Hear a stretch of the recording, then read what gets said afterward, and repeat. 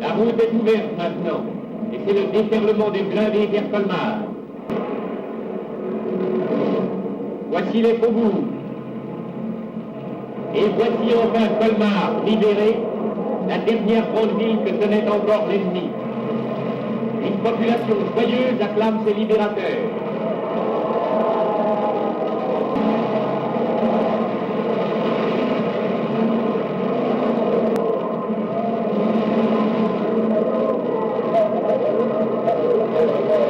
Donc, le 2 février, j'étais dans la rue des Têtes, à faire la queue devant la boucherie. Et après, il y a un monsieur qui est venu, qui a crié « il faut partir parce qu'il y a les Français qui arrivent ». Donc, il fallait se mettre dans des caves ou dans des magasins ou n'importe où. On est parti, on a attendu un bon moment, et puis après, quand on n'a plus rien entendu, on a dit on va quand même se hasarder, parce que nous, on habitait rue des Trois Châteaux, donc on n'était pas, c'était pas la porte à côté. Donc on est parti, on est monté la rue de Rouffach, et quand on est arrivé vers la poste, on devait tourner donc pour aller vers la route de Wintzenheim. C'est à ce moment-là qu'il y a un char français qui est venu derrière nous. Mais donc lui, il était de l'autre côté. Nous, on était côté Champ de Mars, et au même moment, il y a un sidecar allemand qui est venu. Ils se sont tirés dessus. Les Allemands étaient morts, tous les deux devant nous, là. Enfin, je vois toujours ce truc. Et puis, donc, nous, on est repartis à droite.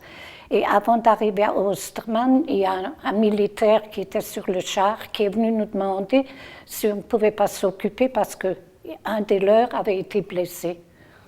Et nous, qu'est-ce qu'on devait faire? Alors, comme il y avait la maison Ostermann, ils ont demandé pour le mettre là-dedans, mais le concierge, il était réticent. Il a dit, et si les Allemands reviennent, hein, qu'est-ce qu'on va faire? Donc, en fin de compte, il s'est quand même décidé. Alors, ils ont mis cet homme-là sur un lit. Et nous, on devait rester avec lui jusqu'à ce que le char revienne le chercher. On est resté. Tout d'un coup, il a commencé à gémir. Au départ, on ne l'entendait pas. Mais c'est qu'il avait une balle dans la cuisse. Et naturellement, quand ça commençait à faire de l'effet, et nous, on ne pouvait rien faire, on lui avait donné à boire, c'est tout ce qu'on pouvait faire. Alors on a dit, on va repartir. Quand on a passé devant la caserne du 15-2, il y avait un civil qui était par terre. Il était mort. Est-ce qu'il a été tué? Est-ce qu'il a fait une crise cardiaque? On n'en sait rien, on ne sait pas du tout. Et comme ça, on est rentré à la maison. D'abord, on s'est fait attraper à la maison parce qu'on est arrivé à 2h de l'après-midi. Et puis, on ne savait pas si vraiment il y avait les Français en ville. Donc, l'après-midi, nous ne sommes plus sortis. C'est que le lendemain, on est parti parce qu'on n'a rien vu de spécial. On est parti, on est allé à Williers, c'est là qu'il y avait la foule. Donc, la libération. On ne réalisait pas vraiment, puisqu'il y avait un seul char. S'il y avait plusieurs, on aurait dit oui, maintenant ils sont là, mais rien. Au départ, on ne réalisait pas tellement. Mais c'est seulement par la suite, quand on voyait toujours ces soldats allemands et que partout on enlevait les panneaux tout en français, que tout était mis en allemand, c'était quand même... Et à force, alors moi j'étais dans le commerce, alors il fallait toujours parler allemand. C'était des années pas très agréables, ça n'importe comment. Et puis alors, les jeunes, ils n'avaient pas le droit de porter un béret. Moi, je connais un Alsacien de Colmar qui est venu, puis qui a enlevé le béret aux jeunes. Hein. J'étais à la Croix-Rouge pendant 1 an.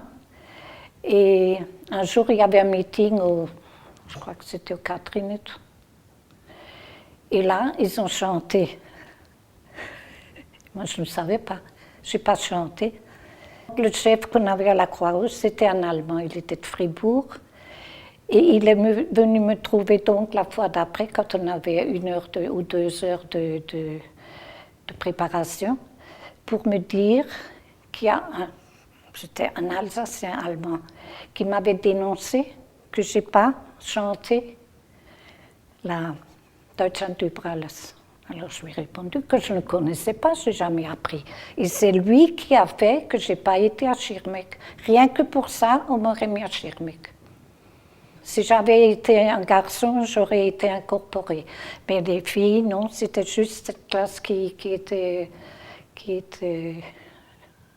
n'était plus engagée là-dedans. Et le 25 décembre, on était à la cuisine et tout à coup, il y a un obus qui est tombé dans notre pêcher, parce que derrière la maison, il y a un pêcher, c'était un jeune pêcher.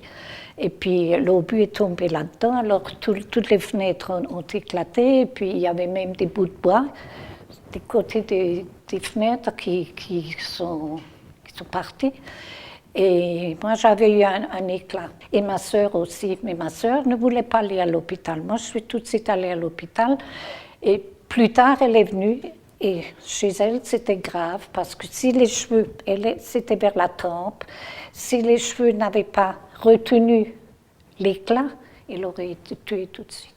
On ne savait rien, on ne savait pas est-ce que les Français sont là maintenant, parce que ceux qui habitaient, je crois, du côté d'Ostem ou par là, ceux-là, ils ont vu des Américains, ils ont vu plein de monde, mais de notre côté, il n'y avait rien.